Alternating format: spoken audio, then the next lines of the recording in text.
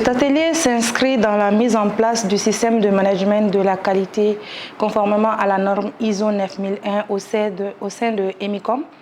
On a fait 2 modules de formation au cours de ces 3 jours.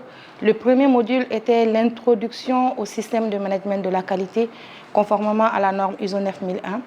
Pendant cette journée de formation, ça a permis aux participants de comprendre c'est quoi la démarche qualité, c'est quoi la qualité, et quelle est la norme ISO 9001.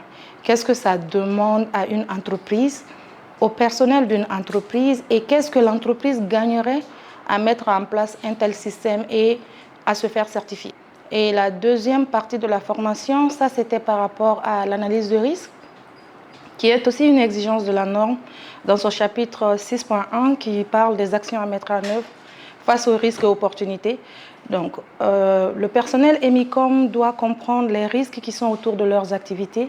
Ils doivent comprendre aussi le contexte dans lequel ils évoluent, ainsi que les parties intéressées pertinentes, leurs besoins et attentes.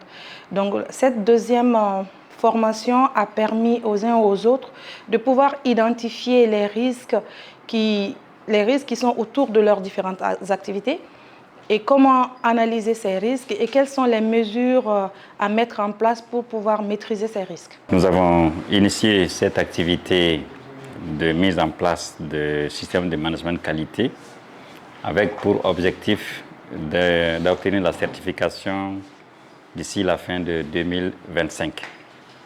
Nous avons donc fait appel à une experte en la matière et qui, depuis 3 jours, est en train de sensibiliser tout le personnel dans l'utilité, le sens des changements que nous allons introduire dans notre façon de faire.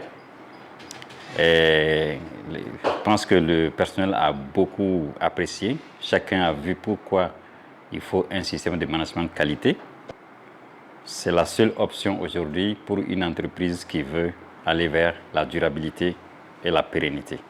Ensuite, au regard de notre politique qualité, selon laquelle nous voulons nous déployer dans les 3 États de l'AES plus la Mauritanie dans la 5 prochaines années, il est impérieux d'avoir un système de management qui ne soit pas un système seulement local, mais qui puisse prospérer dans tous les environnements.